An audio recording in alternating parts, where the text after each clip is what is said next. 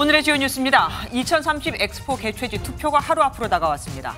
한덕수 국무총리가 파리에서 막판 유치전을 이끄는 가운데 사우디와의 치열한 승부가 예상됩니다. 국민의힘 당무감사위가 당협위원장에 있는 204개 지역구 중 22.5%에 해당하는 46개 지역을 컷오프 대상으로 결정했습니다. 민주당은 전당대회 때 대의원에 대한 권리당원 표의 가치를 현재보다 3배 이상 높이는 당원 당규 개정안을 의결했습니다.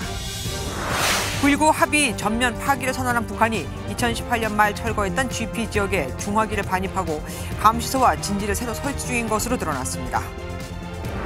교육부 산하 국립국제교육원의 해외교류 장학생 개인정보가 5년 넘게 유출됐던 것으로 뒤늦게 드러났습니다. 피해 학생이 항의하기 전까지 이 사실을 몰랐던 교육원의 때늦은 조치는 이메일 사과뿐이었습니다. 단독 보도합니다.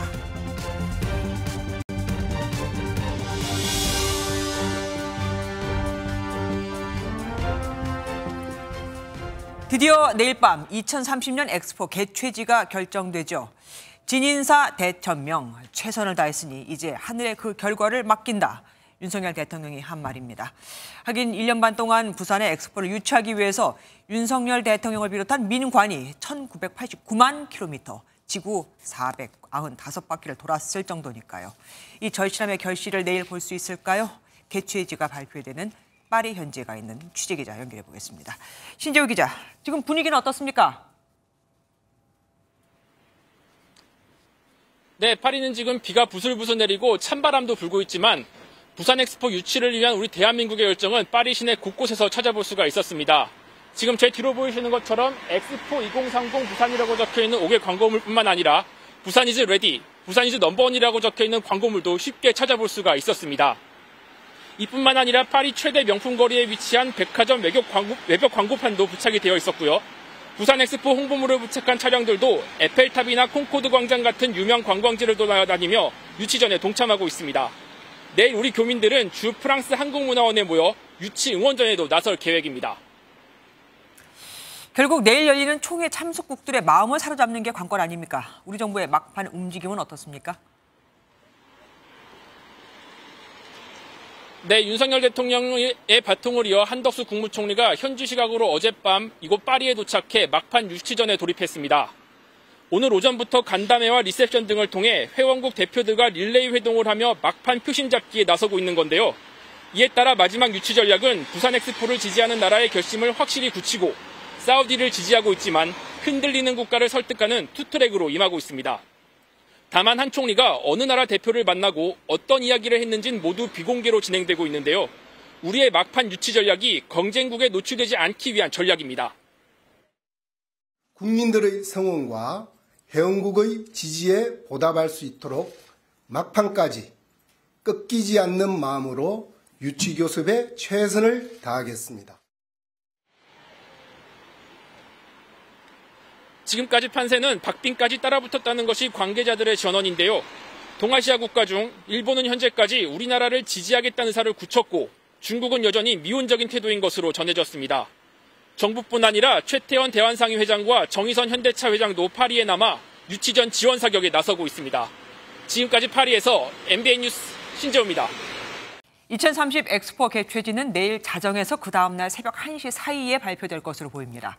투표권이 있는 국제박람회기구 회원국들의 전자투표, 비밀투표로 결정되는데요. 투표권이 있는 나라가 180개국으로 정해졌으니 1차에서 사우디가 3분의 2, 그러니까 120표 이상을 얻지 못해야 우리에게 승산이 있습니다. 투표는 어떻게 진행되는지 최윤영 기자가 정리해드리겠습니다.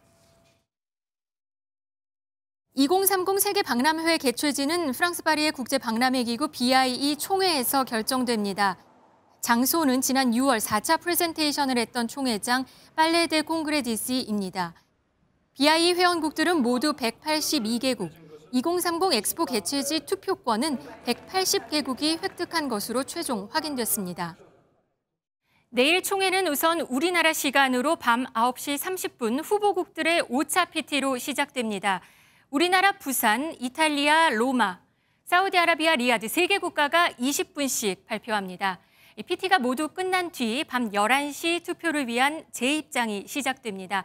나라별로 투표권자는 1명에서 3명까지 투표장으로 들어갈 수 있는데 총 200에서 500명이 들어갈 것으로 보입니다. 모두 자리에 앉으면 나라별로 전자투표 기기를 배부받고 투표가 시작됩니다. 이 같은 투표 준비 과정은 1시간 정도 걸릴 것으로 예상됩니다. 이 투표 기기에는 1, 2, 3, 4 번호가 있고 누르는 겁니다. 한국 부산이 1번, 이탈리아가 2번, 사우디가 3번, 4번은 기권입니다. 1차 투표에서 3분의 2 이상의 표를 얻는 나라가 있으면 개최지로 확정됩니다. 총 180개국인이 120표를 얻어야 합니다. 없으면 3일을 제외하고 2차 투표가 진행되는데 2차 투표에서는 한 표라도 많은 나라가 개최지로 확정됩니다. 결과는 내일 자정부터 그 다음 날인 29일 새벽 1시 사이에 발표될 것으로 보입니다. MBN 뉴스 최인영입니다. 다음 소식입니다. 국민의힘이 당무감사 결과를 내놨습니다. 당무감사는 현역 의원과 원외위원장들의 당협관리 상황과 지지도 등을 점수로 계량화하기 때문에 내년 총선의 공천평가 지표로 활용됩니다. 인물 교체를 뜻하는 물갈이의 근거 자료가 될 수 있는 거죠. 특히 이번엔 성적에 따라 현역 의원 중 하위 22.5%를 컷오프, 그러니까 공천에서 배제하기로 해서 더 관심이 큰데 이 관심을 반영하듯 벌써부터 확인되지 않은 하위권 의원들의 이름까지 나돌고 있습니다. 현장에 나가는 취재기자 연결해 보겠습니다. 정태진 기자, 그러니까 오늘 개별 의원들의 성적표가 나왔다 이렇게 봐도 되는 겁니까? 네, 국민의힘 당무감사위원회가 잠시 전 이곳 국민의힘 당사에서 결과를 발표했습니다. 전국 당원협의회 204곳, 그러니까 각 지역구에서 현역 의원들과 현역 의원은 아니지만 당협을 맡고 있는 곳의 활동을 평가했습니다. 이 가운데 46곳의 당협 22.5%가 낙제점을 받은 것으로 나타났습니다. 결과는 당 최고위와 곧 구성될 공천관리위원회에 보고할 예정입니다. 46명의 당협위원장들에 대해서 당협 활동에 좀 문제가 있다고 권고하기로 하였습니다. 지금 현재 계산으로 22.5%. 사실상의 컷오프 대상자라고 할 수 있는데요. 현역 의원도 포함됐지만 구체적인 명단은 공개되지 않았습니다. 이외에도 지역구별로 이뤄진 여론조사에서 당 지지도보다 나는 개별 의원의 지지도가 현격히 낮은 의원들도 따로 공관위에 보고하기로 했습니다. 오늘 당무감사 발표로 현역 의원들 사이에서는 공천 물갈이에 대한 긴장감 돌고 있습니다. 최근 하위 20%에 해당한다는 확인되지 않은 의원 명단이 펴지자 당 지도부는 검찰에 고발하기로 했습니다. 오늘 공식 발표되지는 않았지만 현역 의원 중에서는 배현진 의원이, 원외 당협위원장 중에서는 나경원 전 의원이 가장 높은 점수를 받은 것으로 알려졌습니다. 지금까지 국민의힘 중앙당사에서 MBN 뉴스 정태진입니다. 더불어민주당은 전당대회 때 권리당원 표 비중을 3배 이상 늘리기로 했습니다. 총선을 앞두고 권리당원의 다수를 차지하는 강성 지지층, 이른바 개딸의 영향력이 더 커지게 되는 거죠.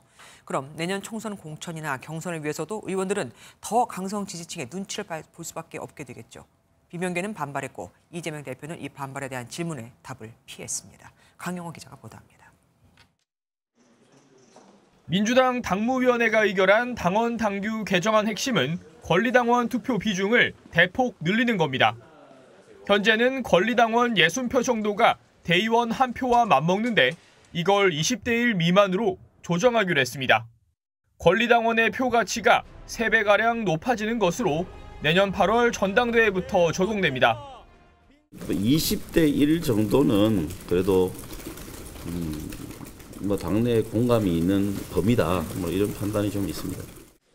이재명 대표 역시 권리당원의 표 가치를 대의원과 같은 수준으로 높여야 한다는 강성 지지층 주장에 동조했습니다. 1인 1표제에 대한 열망이 매우 큰 건 사실인데 한 번에 넘어서기는 어려운 벽이어서 한 걸음씩 이렇게 점진적으로 바꿔나간다는 점. 다음 달 7일 중앙위원회를 통해 최종 확정할 계획인데 비명계 사이에선 강성 지지층 영향력만 커질 것이라는 비판이 나옵니다. 한 비명계 의원은 MBN과의 통화에서 개딸당 만들겠다는 뜻으로 총선 전 미리 판을 깔아놓는 것이라며 비판했고, 다른 의원은 공천을 앞두고 반대 목소리를 내긴 쉽지 않을 것이라고 전망했습니다.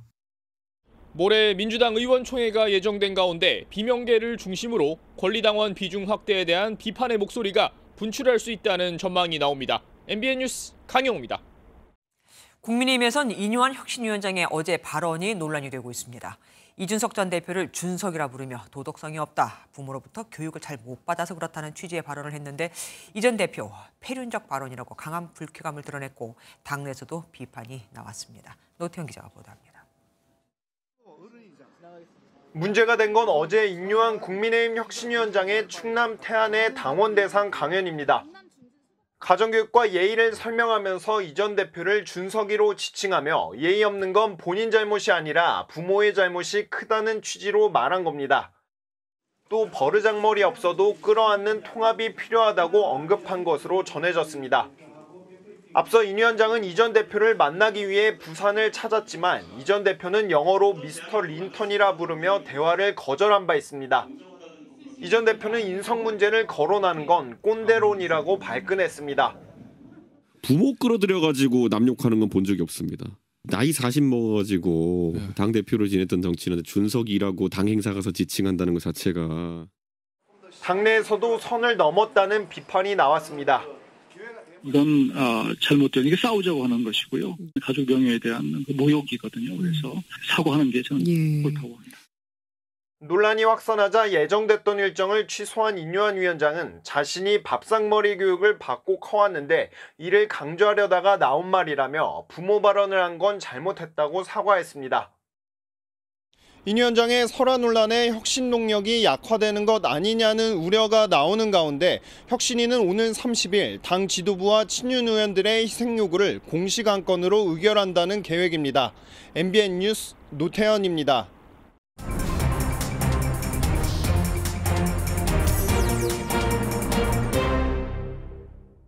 오늘 정치톡톡은 김순철 기자와 함께하겠습니다. 어서 오십시오. 해외 순방을 마친 윤석열 대통령, 오늘은 특별한 행사에 또 참석을 했습니다. 오늘 오후 윤석열 대통령은 경기 고양시 킨텍스에서 열린 국민대통합 김장 행사에 참석했습니다. 파주 배추와 의성 마늘 등 다양한 지역의 재료로 김치를 담그면서 국민대통합의 계기를 만들려고 했었다는 게 대통령실의 설명입니다. 이 행사는 전국 17개 시도 지역에서도 동시에 개최됐는데 약 100톤의 김치를 만들어서 소외계층에게 전달한다고 합니다. 주황색 앞치마와 두건을 착용한 윤 대통령이 배추에 직접 양념을 바르고 김치를 나르는 모습도 포착됐는데 관련 발언 들어보시겠습니다.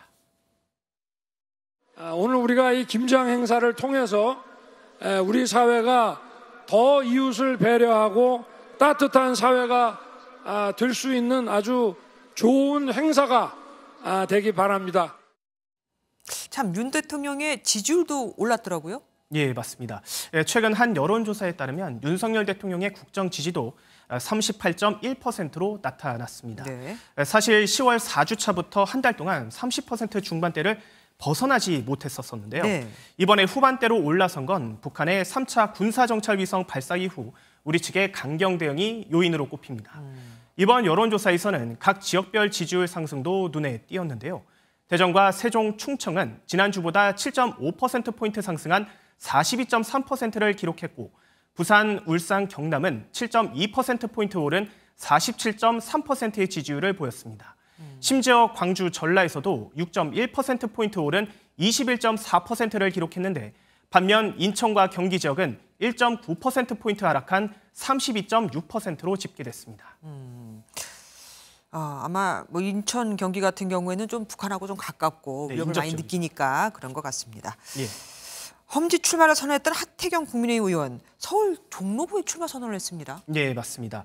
부산 해운대갑에서 3선을 지낸 하태경 의원은 중진으로는 처음으로 수도권 험지 출마를 수차례 공언해 왔었습니다. 그동안 어디로 가느냐 이렇게 무성한 추측만 가득했는데 결론은 서울 종로구였습니다. 공교롭게도 이곳은 같은 국민의힘 소속인 최재형 의원의 지역구인데 하 의원은 자신의 출마 결심의 배경을 이렇게 설명했습니다. 종로를 빼앗긴 채로는 수도권 정당이라고 할 수 없습니다. 나아가 수도권 총선 승리의 제1 조건이 바로 종로 사수입니다. 하지만 멀쩡히 지역구를 지키고 있는 최 의원의 입장에서는 같은 당 의원이 험지라며 출마를 한다니 마냥 기분이 좋을 수는 없겠죠. 최 의원은 MBN과 통화에서 이미 본인이 결정하고 발표한 것인데 내 입장에서 무슨 할 말이 있겠느냐며 불쾌감을 드러냈습니다. 최재형 의원 입장에서는 종로를 사수해야 된다면 본인이 못할 거라는 전제가 깔리는 거니까 당연히 예. 기분이 나쁠 것 같습니다. 그렇습니다. 어쨌든 그러면 종로구 실제로 험지라고 볼 수 있겠습니까? 네, 우선 서울 종로구의 특성을 살펴볼 필요가 네네. 있겠습니다. 행안부의 최근 통계에 따르면 종로구 내 유권자 수는 12만 6천 명, 평균 연령은 45.5세로 집계됐습니다.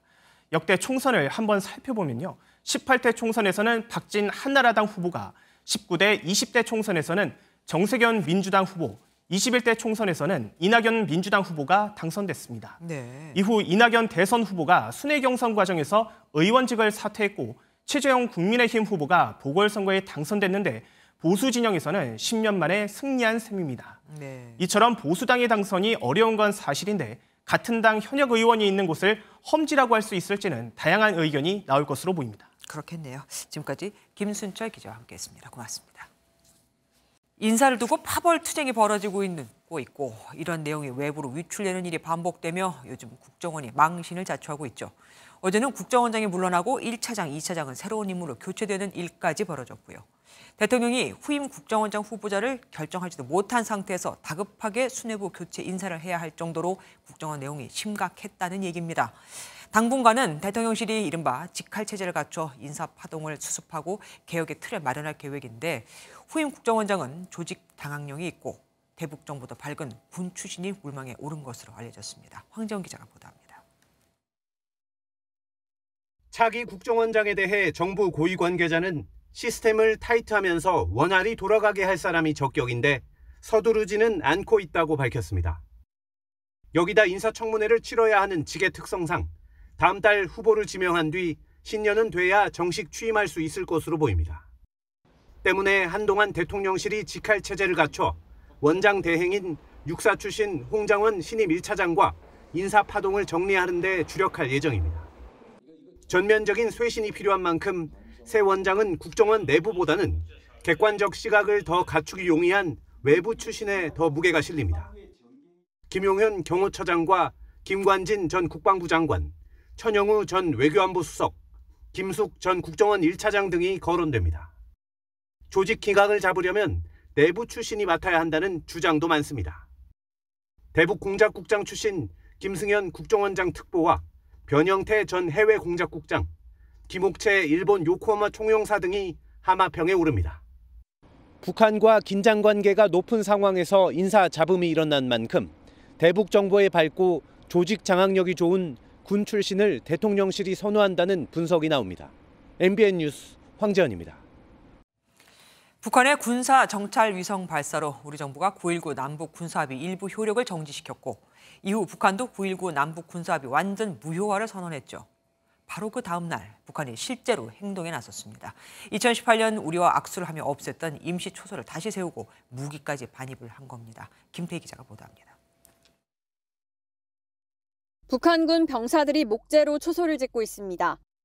우리 측 감시 장비로 촬영한 북한 측 비무장지대 내 모습인데 시간이 지나 초소를 얼룩무늬로 도색했습니다. 야간에 경계병력이 서 있는 모습과 군인들이 무반동 총을 가지고 들어가는 장면도 보입니다. 북한이 9.19 남북 군사합의로 비무장지대에서 운영 중이던 최전방 감시초소 GP 11곳 중 10곳을 파괴하고 병력을 모두 철수했는데 이를 다시 복원하는 흐름이 포착됐습니다. 사실상 9.19 군사합의에 전면 파기를 선언하였고 11월 24일부터 일부 군사 조치에 대한 복원 조치를 감행 중입니다. 우리 군은 북한 해안포문 개방 역시 한 지역당 한 자릿수에서 두 자릿수로 늘었다고 밝혔습니다. 접경 지역 주민들은 긴장이 고조될까 불안합니다. 예민하게 받아들이고 어쨌든 지역 주민들이 항상 이 접경 지역 주민들은 늘 마음속에 불안한 건 항상 안고 살아. 우리 군은 강화된 한미 연합 방위 태세를 기반으로 북한의 보건 조치에 대한 상응하는 조치를 준비하고 있습니다. MBN 뉴스 김태희입니다.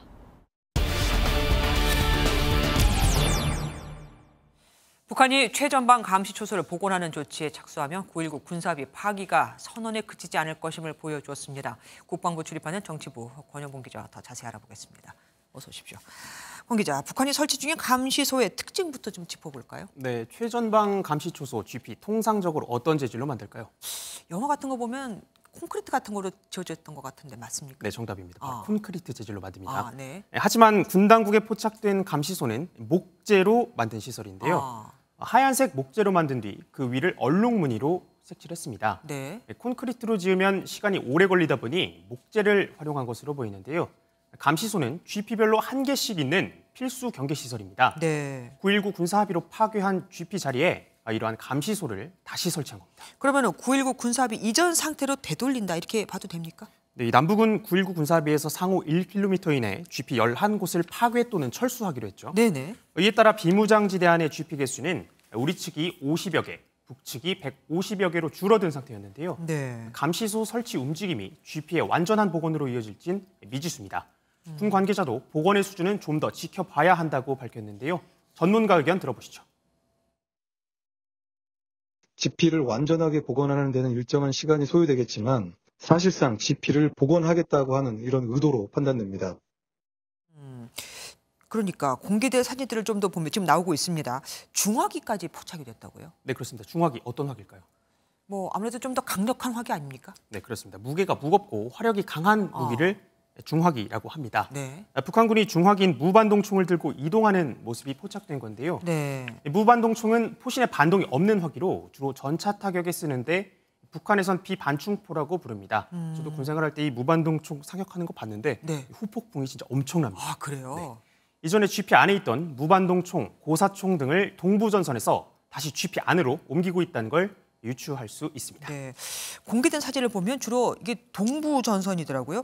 그러면 이런 움직임이 동부전선 쪽에만 있는 겁니까? 네, 지도로 한번 살펴볼까요? 네네. 네, 오른쪽부터 강원 고성군 쪽을 동부전선, 강원 양구군, 인제군에서 철원군까지 중동부전선으로 나눌 수가 있습니다. 따라서 우리 군 당국의 감시소가 포착된 곳은 고성군 근처로 추정이 되고요. 네. 경기 연천군과 파주시 등은 경기 북부 지역 서부전선으로 구분을 합니다. 군 당국은 11곳 GP 전체에서 유사한 현상을 보이고 있다며 조치가 확대될 가능성을 상당히 크게 평가했습니다. 그럼 우리 군은 어떡합니까? 가만히 있습니까? 대응을 해야겠죠. 네. 군 당국은 북한군 동향에 대한 감시를 일단 강화했습니다. GP를 철수했던 지역에서 수색 매복 작전을 실시하며 추가 도발의 가능성을 예의주시하고 있는데요. 김명수 합동참모본부 의장은 기자들과 만나서 상응 조치를 안 하는 게 더 바보 같은 것이라고 언급하기도 했습니다. 그럼 상응 조치는 뭐라고 해석해도 됩니까? 네, 국방부는 입장문을 통해서 이 대응 조치를 즉각적으로 이행할 만반의 준비를 갖춰나갈 것이라고 얘기를 했습니다. 군 당국은 우리도 똑같이 파괴 철수한 GP를 복원하는 방안을 검토 중인 건데요. 이렇게 되면 9.19 군사합의는 사문화 수준을 넘어서 아예 폐기되는 수준을 밟게 될 것으로 보입니다. 예, 이게 강대강으로 계속해서 가는 게 안 할 수도 없고 할 수도 없고 좀 걱정입니다. 지금까지 정치부 권용봉 기자와 함께했습니다. 고맙습니다. 다음 소식입니다. 백현동 개발비리 사건을 수사 중인 검찰이 검경 고위 간부 출신 변호사를 압수수색했습니다. 부동산 중개업자가 백현동 민간업체 정바울 대표로부터 검경 수사와 영장 발부를 막아주겠다며 13억 원을 챙겼는데 이들이 그 과정에 연루됐다고 보고 있는 겁니다. 박은태 기자가 보도합니다. 대검찰청 차장을 지낸 전직 검찰 간부의 자택입니다.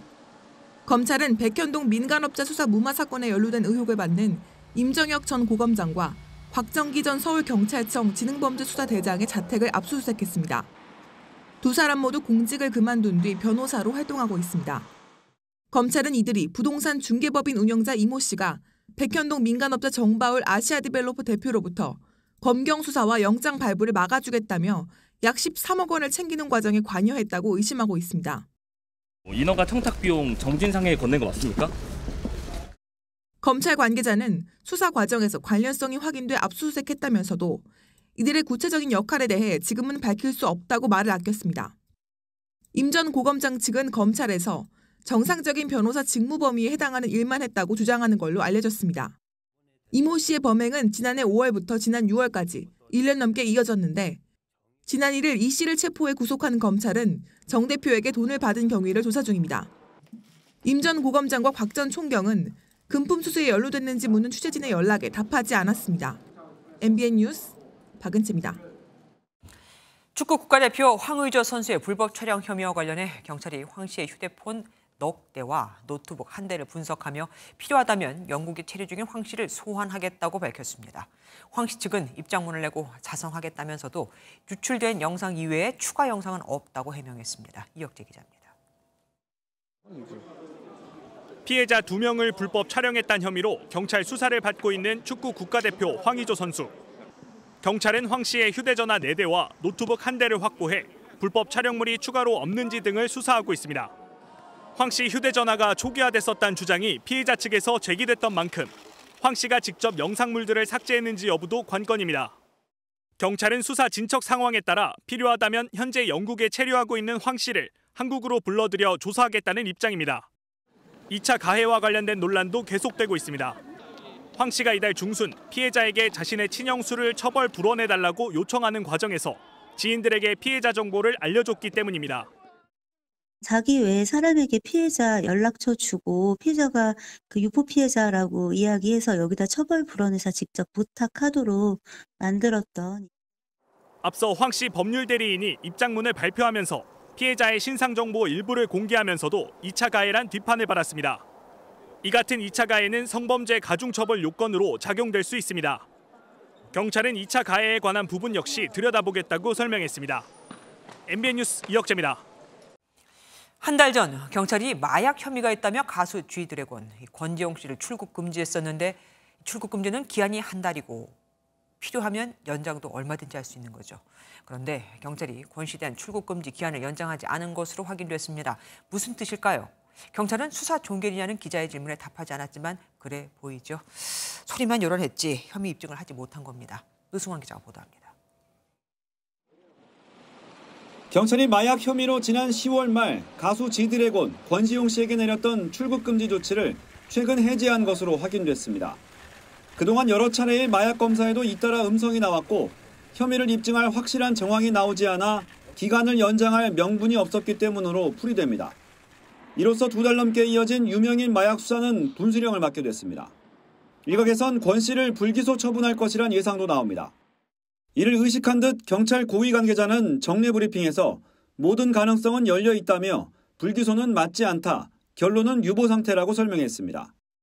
이와 관련해 경찰은 한동안 내사만 하던 5명 중 작곡가 정다은 씨와 유흥업소 여종업원 1명을 마약 혐의로 정식 입건해 최근 검찰로 넘겼다고 밝혔습니다.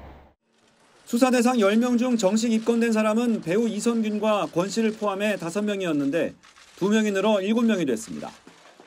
이선균 씨에 대해선 출국 금지를 연장했습니다. 마약을 공급한 혐의를 받는 의사는 오늘 영장실질 심사를 받았습니다. 유흥업소 여실장한테 마약 준 거 인정하시나요? 강남 유흥업소 여실장과 함께 이번 사건의 핵심 인물인 이 의사에 대한 구속 여부가 향후 수사의 분수령이 될 전망입니다. MBN 뉴스 노승환입니다. 6층짜리 건물 층층마다 기름통과 가스통을 가져다 놓고 불을 지른 방화 사건이 발생했습니다. 범인은 유서를 남긴 전직 건물 관리인이었던 것으로 추정되는데 퇴직금 문제로 건물주와 갈등이 있었던 것으로 알려졌습니다. 현재 이 남성은 위독한 상황입니다. 이수근 기자가 취재했습니다. 현관에서 불길이 치솟고 건물 윗부분에서는 연기가 자욱하게 피어오릅니다. 지하에서도 잔불길을 잡는 데 분주합니다. 오늘 새벽 4시 서울 마포구 서교동에서 방화로 추정되는 화재가 발생했습니다.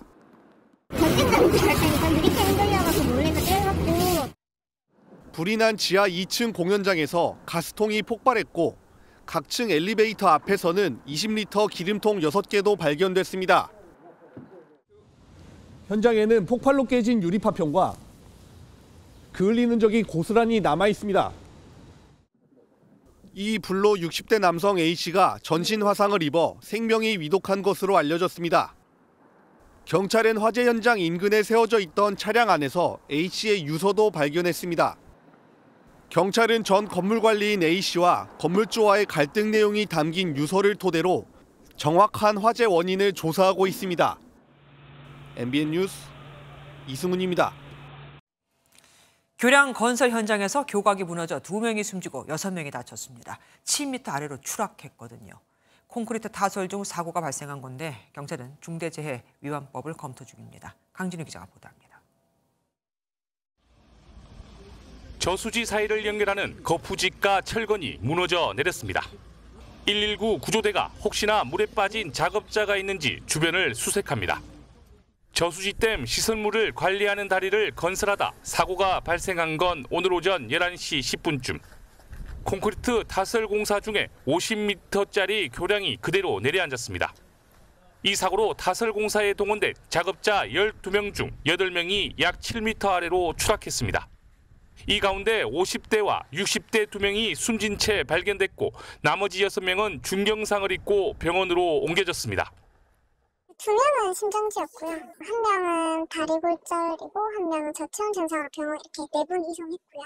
나머지 4명은 자차로 그냥. 해당 공사는 한국수자원공사가 안개저수지의 안전성을 위해 관리교를 짓는 것으로 내년 3월 완공 계획이었습니다. 신설 지수탑도 건설을 하고 그 안에 노후화된 관리교가 있습니다. 그거를 철거를 하고 댐 시설물들을 관리하기 위한 교량을 이제 설치를 하고 있었죠. 작업자와 안전 책임자 등을 상대로 정확한 사고 경위를 조사하고 있는 경찰은 내일 합동 감식을 벌일 예정입니다. MBN 뉴스 강진우입니다. 대낮 서울 강남 한복판에서 20대 남성이 일면식도 없는 배달 오토바이를 골프채로 내리쳤습니다. 이 운전자는 일하다가 그야말로 날벼락을 맞은 거죠.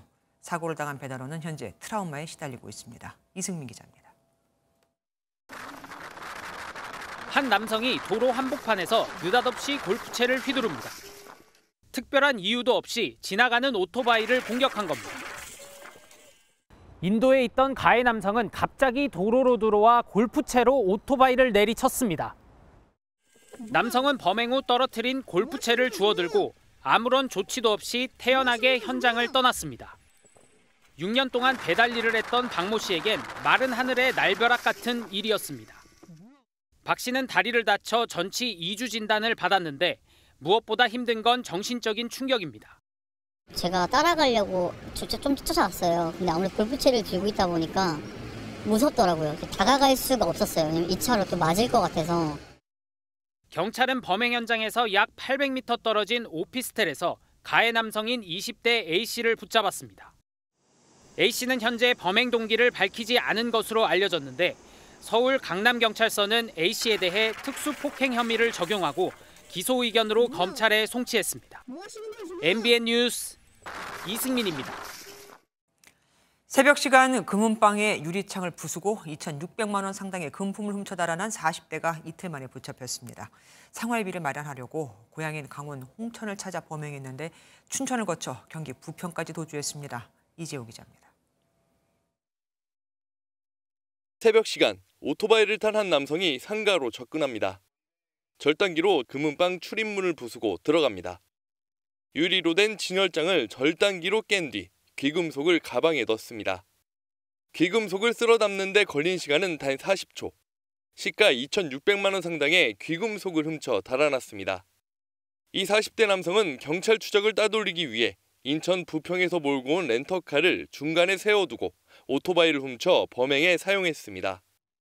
인천에서 필요해가지고 춘천에 와서 세워놓고 도보로 움직이면서 이제 오토바이를 절취합니다. 홍천에 넘어와서 범행을 하고.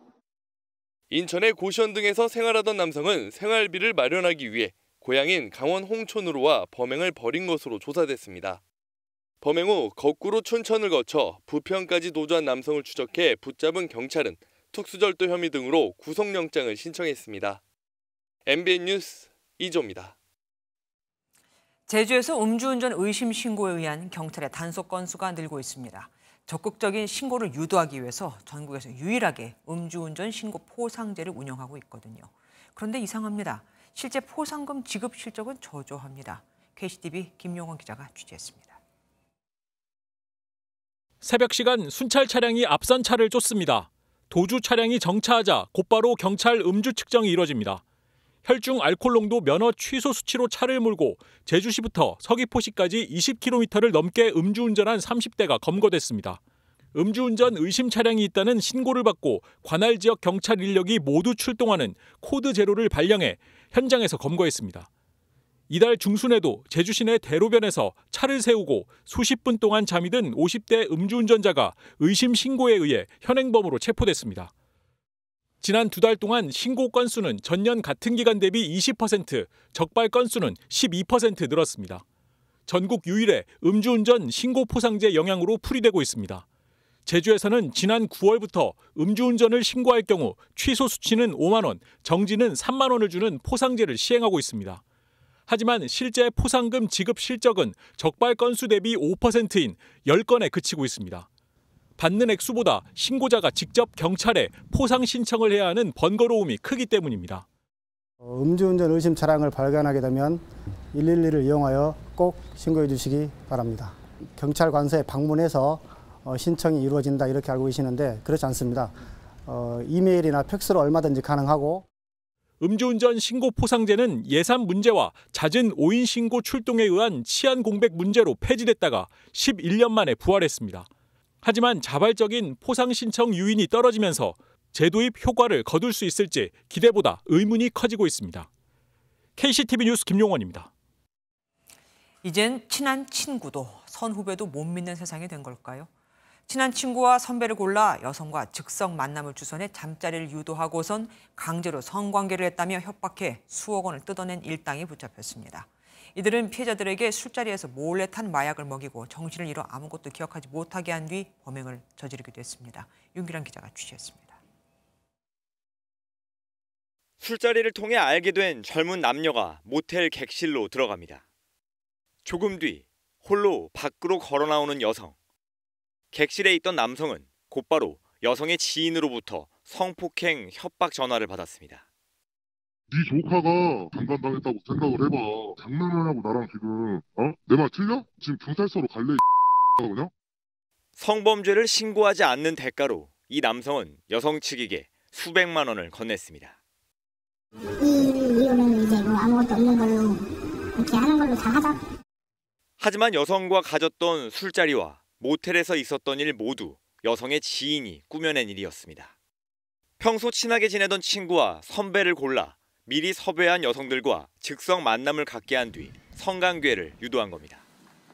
그러고선 피해자들의 가정과 회사에 이를 알리겠다고 협박했는데 1년 7개월 동안 28명에게서 가로챈 금액만 3억 원에 달합니다. 총책을 비롯해 성관계하는 여성과 여성의 보호자로 속여 협박하는 남성 등 26명이 역할을 나눠 범행한 것으로 파악됐습니다. 범행에 가담한 여성 중에는 미성년자도 있었습니다. 이들은 대부분 20대 사회초년생인 피해자들에게 술자리에서 몰래 탄 마약류인 졸피뎀을 먹이고 정신을 잃게 하고선 범행하기도 했습니다. 경찰은 공동공갈 혐의로 4명을 구속하고 22명을 불구속 송치했습니다. MBN 뉴스 윤기란입니다. 개인정보가 얼마나 중요한 것인가? 정부 기관이라면 모를 수가 없죠. 그런데 교육부 산하 국립국제교육원이 선발한 정부 초청 장학생들의 상세한 신상 정보가 5년이 넘게 인터넷에서 떠돌고 있었습니다. 그럼 이걸 알고 난 뒤에는 어떤 조치를 취했나? 이 사실을 개인들에게 이메일로 통보한 게 답니다. 피해는 알아서 입증하라고 하네요. 최돈희 기자가 단독 취재했습니다. 직장인 A씨에게 최근 난데없이 메일 한 통이 날아왔습니다. 2018년부터 A씨의 개인정보가 유출됐다는 겁니다. 급한 마음에 인터넷을 검색해봤더니 성별과 생년월일은 물론 출신학교와 메일 주소, 연락처 등 10여 가지 A씨 신상 정보가 여과 없이 떠 있었습니다. 공식적인 메일이 아니라고 처음에 생각을 해서 이게 뭐지 하다가 이제 메일을 좀 더 자세히 읽어보고 제 정보가 유출이 됐다는 거를 알고. A씨가 교육부 산하 국립국제교육원을 통해 정부 초청 장학생으로 해외 국가를 다녀온 건 지난 2015년. 유출된 정보는 A씨가 지원 당시 기재했던 내용인데 그마저도 전혀 무관한 자료에 A씨 정보가 담겨져 있었습니다. 저의 정보가 2018년 헝가리 관련된 게시판에 올라갔고 그거를 2023년에 이제 유출이 되고 있다는 사실을 통보를 받았으니까 이게 굉장히 혼란스럽긴 했었죠. 피해는 A씨뿐만이 아니었습니다. A씨가 선발된 비슷한 시기 2년간의 다른 학생들의 개인정보도 유출된 것으로 확인됐습니다. 교육원은 유출 사실을 5년이 지난 최근에서야 피해 학생으로부터 인지한 데다 이후 조치는 메일 한 통이 전부였습니다.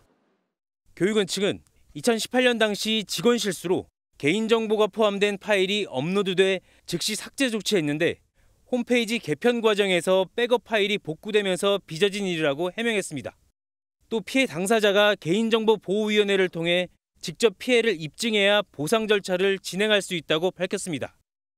최근 3년간 공공기관에서 유출된 개인정보는 395만여 건. 이 중 책임자에 대한 징계가 요구된 건 단 한 차례에 불과합니다. MBN 뉴스 최동입니다. 서울 용산 이태원 일대 150여 곳에 이갈이라는 낙서를 한 미국인이 경찰에 붙잡혔습니다. 평소 이갈이가 심각한 질병인 걸 알리려고 범행을 저질렀다고 하는데 왜 굳이 본인 나라, 이 미국이 아니라 한국에 와서 그랬어야 했을까요? 박혜빈 기자가 보도합니다. 건물 외벽에 선명한 글씨로 이를 간다는 의미의 이갈이라는 문구가 적혀 있고 근처 가로등과 실외기에도 같은 문구가 영문과 한글로 적혀 있습니다. 용산 일대 155곳에 의문의 낙서를 한 범인은 올해 10월 입국한 30대 미국인 남성이었습니다. 남성은 작년인 2022년에도 입국해 이와 같은 동일한 범행을 저지른 것으로 드러났습니다. SNS에서 이갈이라는 예명으로 활동하던 이 남성은 경찰 조사에서 평소 이갈이가 심해 심각한 질병인 걸 알리려고 범행을 저질렀다고 진술했습니다. 너가 쓴 거고 너가 지운 거냐 했더니 맞다 그랬고 확인하고 연락주겠다 했는데 갑자기 말을 바꾸면서 자기는 그냥 그래피티를 지워주는 자원봉사자다. 해당 건물주는 피해 보상과 관련해 남성 측 변호사 연락을 기다리고 있지만 피해 회복은 쉽지 않은 상황입니다. 페인트 벽이라고 한다면은 뭐 같은 색깔로 덮으면 될 거고 그게 아닌 뭐 이런 거라면 라카신나를 이용해서 지워야 되고요. 깔끔하게 그걸 지워낼 수 있는 그런 제품들은 존재하지 않는 걸로 알고 있습니다. 서울 용산경찰서는 구속영장이 기각되면서 불구속 상태로 이 남성의 추가 범행 여부를 조사할 방침입니다. MBN 뉴스 박혜빈입니다. 홍콩 ELS 불안전 판매 추가 보도 이어드리겠습니다. KB국민은행에서 예금주가 아닌 예금주 대신 은행 업무를 대리해주는 사람이 사인을 하게 해 홍콩 ELS에 가입시킨 사례가 확인됐습니다. 계약이 취소될 수 있는 중대 사안인데 은행도 이 사실을 인정했습니다. 최현미 기자가 단독 보도합니다. 남편 회사 직원에게 자잘한 은행 업무를 맡겨왔던 김모 씨. 예금이 만기가 됐다며 더 좋은 상품에 가입하겠다는 회사 직원의 얘기를 듣고 그러려니 했는데 홍콩 ELS였습니다. 팀장이랑 통화하지 않았어요. 그럼 은행 설명은 아예 들은 적이 없어요? 그럼요. 그러고 결국에 낙인이 됐을 때도 팀장님은 전화 한 통 오지 않았대요. 초고위험 상품이라 투자자 정보 확인은 물론 자필 서명과 판매 전 과정 녹취가 필수적인데 이 모든 과정을 김 씨가 아니라 회사 직원이 대신한 겁니다. 엄마 이름에 쓰고 엄마 이름으로 뭐 이렇게 녹취를 하고 모든 거를 다 본인이 엄마 행세를 하면서 은행 일을 봤던 거예요. 은행 직원도 서명하고 녹취하는 대상이 예금주 본인이 아니라는 사실을 알고 있었지만 개의치 않았습니다. 예금주가 아닌 대리자를 상품에 가입시키는 건 계약 자체를 취소할 수 있는 중대 사안입니다. 상품의 중요한 특성 등에 대해서 제대로 고지하지 않았다면 이는 하자 있는 의사에 기한 ELS 상품 가입으로 보아서 고객 입장에서는 착오 취소 등 의사표시를 취소할 수 있는 것으로 KB국민은행 측은 정확한 사실관계를 확인 중이라고 밝혔습니다. MBN 뉴스 최은미입니다. 내년에 비전문 취업비자 E9을 발급받아 국내에서 일할 외국인 근로자 숫자가 16만 5천 명으로 정해졌습니다. 역대 최대 규모인데 음식점에서 주방 보조로도 일할 수 있게 됩니다. 신용수 기자가 보도합니다. 경기도 화성에 있는 한 제조업체입니다. 이곳에서 일하고 있는 외국인 근로자는 20여 명으로 전체 근로자의 절반 수준입니다. 평소 구인난이 심각해 외국인 근로자가 부족한 일손을 채우고 있습니다. 이렇게 고용 허가제를 통해 비전문 취업비자 E9을 발급받아 국내 산업 현장에 들어오는 외국인 근로자가 내년에는 16만 5천 명으로 정해졌습니다. 올해 12만 명에서 4만 명 이상 늘어난 것으로 역대 최대 규모입니다. 우리나라 사람들을 고용하려고 노력을 해도 우리나라 사람들이 안 와요. 그래서 그런 자리에는 외국인을 갖다가 채용할 수 있도록 길을 터준 거죠. 내년에는 또 음식점을 비롯해 광업과 임업에서도 외국인 노동자가 일할 수 있게 됩니다. 음식점의 경우 제주와 세종 등 기초자치단체 98곳에서 한식당 주방보조 업무에 외국 인력이 시범 도입됩니다. 정부는 내국인이 기피하는 일자리에 큰 역할을 할 것이라며 시범사업 평가 등을 거쳐 도입 분야 확대를 검토할 계획입니다.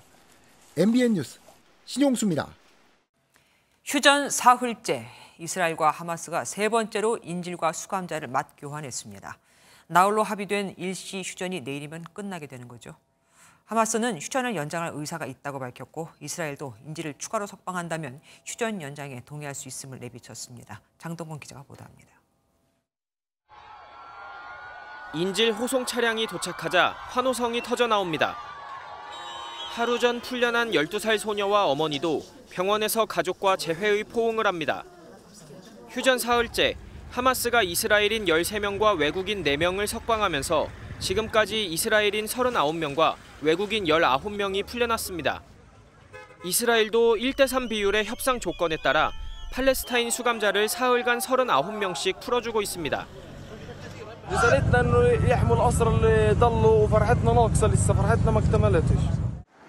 나흘간의 휴전 종료를 하루 앞두고 하마스는 휴전 연장을 추진하고 있다고 밝혔습니다. 일시 휴전이 끝나면 총력전을 벌이겠다고 했던 네타냐후 이스라엘 총리도 가자 지구를 전격 방문한 뒤 휴전 연장 가능성을 열어뒀습니다.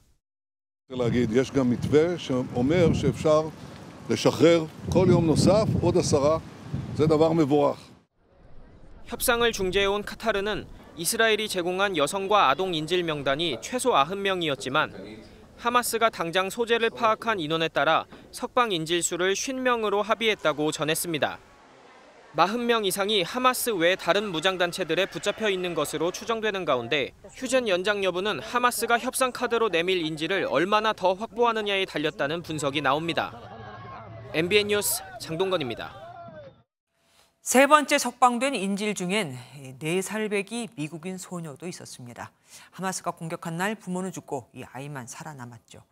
1, 2차 석방 때까지 미국인이 한 명도 포함되지 않아 곤혹스러웠던 바이든 미 대통령, 이제 좀 한숨 돌리게 됐는데 내년 대선을 앞두고 고전 중인 지지율을 끌어올릴 호재가 될지도 주목됩니다. 워싱턴에서 최준락 특파원입니다.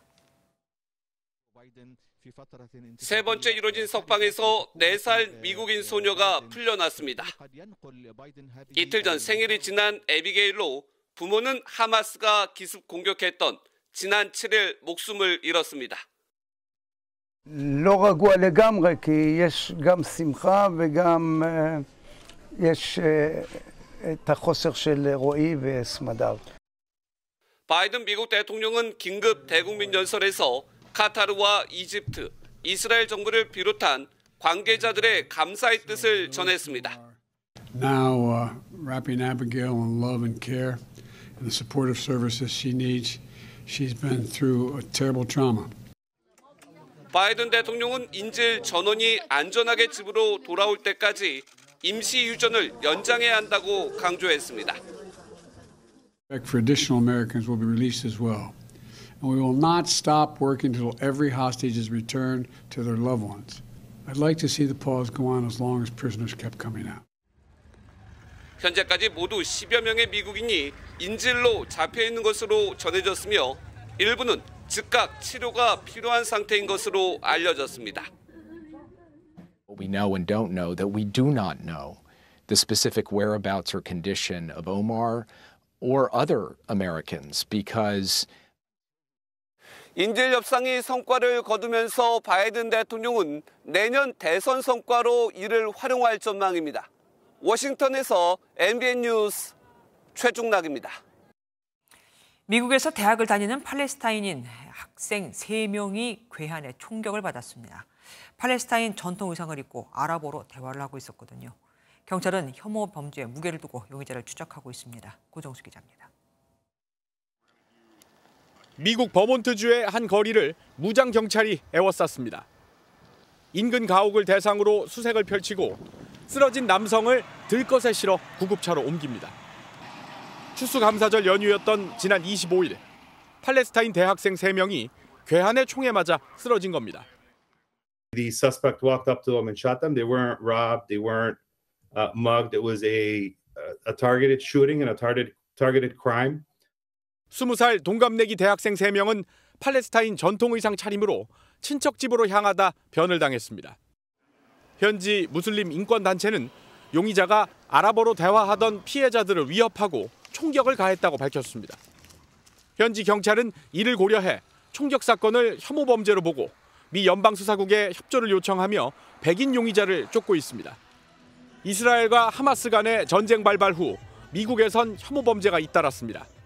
지난달 미국 시카고에선 70대 임대인이 자신의 집에 살던 팔레스타인계 미국인 6살 소년을 살해한 사건이 일어나기도 했습니다. MBN 뉴스 고정수입니다. 중국 전역에서 어린이를 중심으로 한 폐렴이 계속해서 확산되고 있습니다. 중국발 호흡기 질환은 이미 세계가 무섭게 경험한 바 있죠. 세계보건기구가 중국 정부에 정보 공개를 요구했고 이웃 국가들은 제2의 코로나19 사태가 오지 않을까 긴장하고 있습니다. 베이징에서 윤석정 특파원입니다. 중국 베이징의 한 아동 전문 병원은 모여든 환자들로 북새통입니다. 충칭의 또 다른 병원은 밤늦게까지 어린이 환자들이 수액을 꽂은 채 진료를 기다리고 있습니다. 不管他是刚刚生病还是已经生病3、2天都要尽快到医院就诊。3月龄以下的孩子只要有体温各方面的不好那就要到医院尽快就诊。 현재 호흡기 환자는 베이징과 랴오닝성 등 중국 북부를 중심으로 빠르게 확산하고 있습니다. 코로나19 대유행을 거치며 면역력이 떨어진 게 호흡기 질환 확산의 주된 이유로 보입니다. As we been suffering and going through the COVID-19, a lot of people actually did not have much infection during the previous 3 years. I think that's probably one of the reasons. 이런 상황에서 중국의 주변국들도 긴장하고 있습니다. 대만 질병관제소는 중국을 찾는 시민은 꼭 백신을 접종하고 다시 돌아올 때 고열 등의 증상이 있으면 자진 신고해달라고 당부했습니다. 인도 보건부도 중국의 호흡기 감염병 상황을 예의주시하고 있으며 비상사태에 대비하고 있다고 밝혔습니다. 세계보건기구 WHO가 중국 정부에 어린이 폐렴 환자 급증과 관련한 정보를 요구한 가운데 중국 측은 새로운 바이러스는 아니라고 선을 그었습니다. 베이징에서 MBN 뉴스 윤석정입니다. 삼성전자가 평소보다 일주일 정도 빨리 사장단 인사를 단행했습니다. 반도체 불황 속에 큰 변화보다는 안정을 택한 것으로 보입니다. 김종민 기자가 보도합니다.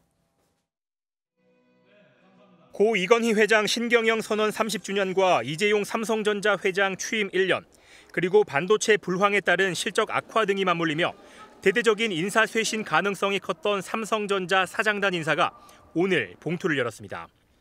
지난해에 이어 올해도 한중희 부회장과 경계현 사장 2인 대표이사 체제를 유지했습니다. 선고를 앞둔 이재용 회장 사법 이슈가 남은 상황에서 큰 변화보다는 안정에 무게를 둔 겁니다. 사장 승진자도 2명에 그치며 지난해 7명에 비해 소폭 인사로 마무리됐습니다. 다만 지난해 첫 여성 사장에 이어 올해는 첫 70년생 사장을 배출하며 세대 교체 신호탄을 쏘아 올렸습니다. 영국과 프랑스에서 엑스포 유치전을 마치고 귀국한 이재용 회장은 인사에 대한 언급은 피했습니다. 사장단 인사가 예년보다 좀 빨라서 그런데 또 중점을 주실 포인트가 있을까요? 미래사업기획단 역할에 대해서 한 말씀 좀 말씀해 주신다면. 감기 조심. 삼성전자는 이번 인사에서 미래사업기획단을 새로 만들고 부회장급인 전영현 단장을 임명했습니다. 삼성이 주도해야 할 미래의 먹거리, 인공지능 분야, 소프트웨어 분야 등의 새로운 인재를 발굴해서 미래를 개척하겠다는 것이 반영됐다. 삼성전자는 조만간 부사장 이하 임원 인사와 조직 개편도 확정해 발표할 예정입니다. MBN 뉴스 김종민입니다. 게임 홍보 영상에서 남성 혐오를 상징하는 표현이 들어갔다는 논란이 불거졌습니다. 굳이 여성 직원이 불필요한 손가락 모양을 넣었다는 건데 과거 편의점 1위였던 GS25가 비슷한 논란으로 2위로 추락하고 그룹 계열사까지 고전했던 적이 있었죠.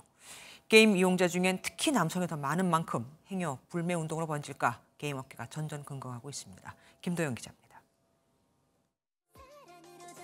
넥슨의 게임 메이플 스토리 홍보 영상입니다. 영상이 공개되자 캐릭터 손 모양을 두고 논란이 일었습니다. 일부 인터넷 사이트에서 한국 남성을 비하하는 혐오 표현으로 사용하는 집게손 모양이라는 주장입니다. 특히 영상을 제작한 외주업체 직원이 과거에 쓴 SNS 글이 공개되며 논란은 더 커졌습니다. 스리슬쩍 패미를 하겠다는 내용이 담겼는데 의도성이 있는 것 아니냐는 겁니다. 메이플 스토리 측은 영상을 비공개 처리하며 강경 대응을 예고했습니다. 논란이 되고 있는 그 작가가 함께 협업한 것으로 알려진 혹은 저희가 파악한 모든 영상들은 우선 다 내리고 전수조사를 진행을 할 예정입니다. 해당 외주업체가 작업한 다른 홍보 영상에서도 비슷한 손 모양이 잇따라 발견되면서 게임업계 전반으로 논란이 퍼지고 있습니다. 회사가 낙인 효과가 한번 찍혀버리게 되면 이제 많은 사람들이 그냥 폭격을 하는 거죠. 그 회사의 물건을 사지 않아야지 되고 회복이 불가능한 경우들도 있거든요. 외주업체 측은 논란에 대해 사과하면서도 의도하고 넣은 동작이 절대 아니라며 해명했습니다. 성 갈등이 위험 관리 요인으로 떠오르며 게임업계가 논란 차단에 부심하고 있습니다. MBN 뉴스 김도형입니다. 서울 압구정에서 신모 씨가 몰던 롤스로이스에 치여 뇌사에 빠졌던 20대 여성이 끝내 숨졌습니다. 검찰은 신 씨에 대한 혐의를 특가법상 도주치상에서 특가법상 도주치사로 공소장을 변경해달라는 허가 신청서를 제출했습니다. 신 씨는 지난 8월 롤스로이스를 운전하다 인도로 돌진해 여성을 다치게 하고 도주한 혐의로 구속 기소됐습니다. 프로야구 NC의 특급 에이스 에릭 패디가 올해 KBO 리그 최고의 선수에 올랐습니다. 이번 시즌 다승과 평균 자책점, 탈삼진 1위로 3관왕을 달성한 패디는 압도적 득표와 함께 정규 시즌 MVP로 선정됐습니다. 신인왕의 주인공은 차세대 에이스 한화 문동주에게 돌아갔습니다. 항저우 아시안게임 금메달과 APBC 준우승에까지 기여하며 최고의 한 해를 보낸 문동주는 트로피가 많이 무겁다며 무게를 견뎌내겠다는 소감을 밝혔습니다. 오늘 종일 흐린 가운데 곳곳에 약하게 비가 내렸습니다. 내일 오전이면 완전히 그치겠고요. 기온이 낮은 내륙 지역으로는 1에서 3cm의 눈이 내려 쌓일 수 있겠습니다. 내일부터는 다시 영하권 추위가 찾아옵니다. 밤사이 기온이 뚝뚝 떨어지면서 당장 내일 서울 아침 기온이 영하 2도, 글핀 목요일에는 영하 7도까지 떨어지면서 이번 추위가 절정에 달하겠습니다. 본격 한파 대비 잘해주셔야겠습니다. 내일 전국이 대체로 흐리겠고요. 건조특보가 내려진 동해안 지역은 점차 바람이 강해지겠습니다. 내일은 낮에도 기온이 크게 오르지 못하면서 종일 춥겠습니다. 중부지방은 서울이 3도, 춘천 4도에 그치겠고요. 남부지방도 광주가 8도, 부산 12도 예상되면서 오늘보다 3에서 9도가량 낮겠습니다. 다가오는 금요일에는 호남과 제주에 눈이 내릴 전망입니다. 내셨습니다. 안녕하세요. 김주하입니다. 공정하고 신속한 MBN 뉴스, 유튜브를 통해서도 만나보실 수 있습니다. 특히 더 많은 뉴스와 라이브를 보고 싶으시다면 오른쪽을 눌러서 구독하시면 됩니다. 어렵지 않죠? 빠르고 정확한 뉴스로 계속 찾아뵙겠습니다. MBN 뉴스를 시청해주신 여러분 고맙습니다.